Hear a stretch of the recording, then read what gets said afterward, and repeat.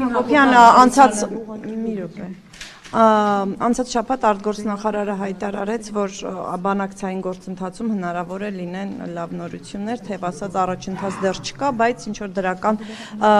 ակնարկներ էր անում։ Ես ուզում եմ հասկանալ, հայտնի է, փաստաթուղթը համաձայնեցված է, Ադրբեջանը նախապայմանները հնչեցնում, համարում է, որ դրանք լեգիտիմ են։ Հիմա ուզում եմ հասկանալ,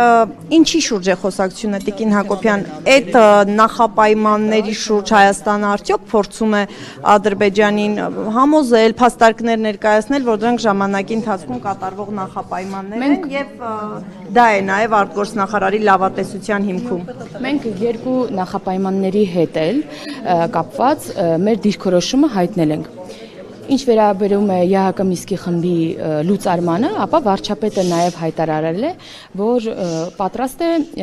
միառժամանակ եւ խաղաղության համաձայնագիրը ստորագրել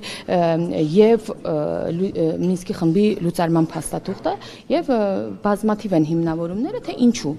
Ինչ վերաբերում է երկրորդ այսպես կոչված նախապայմանի, ապա առհասարակ նախապայմաններ դնելը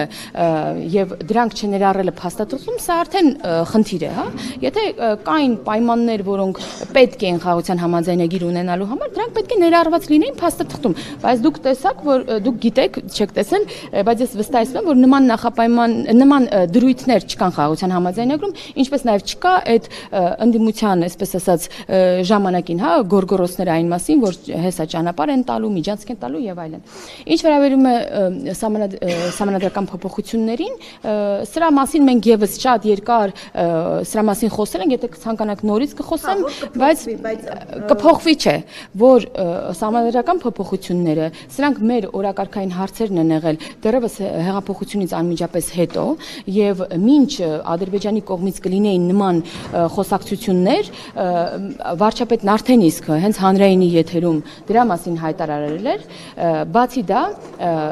այն խնդիրը, որը մատնանշում է Ադրբեջանը իբրև խնդիր իր